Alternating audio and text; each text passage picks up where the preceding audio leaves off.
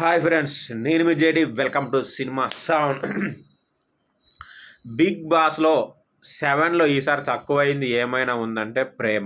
Yes, ప్రేమ పురాణాలు big బాస్లో ఎప్పుడు ఉంటూనే ఉంటాయి, కానీ ఈసారి అలా వచ్చి ఇలా మెరుపుతీగలాగా వెళ్ళిపోయింది రతిక రూపంలో. ఆ తర్వాత మనం 24/7 కనుక మీరు చూసినట్టయితే అసలు ఎప్పుడు ఆన్ చేసినా కూడా ఒక జంట కనిపిస్తూ ఉంటుంది.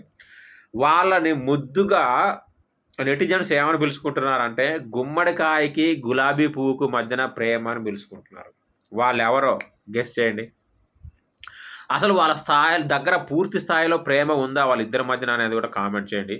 వాళ్ళు ఎవరయ్యా అంటే టేస్టీ తేజ అండ్ శోభ.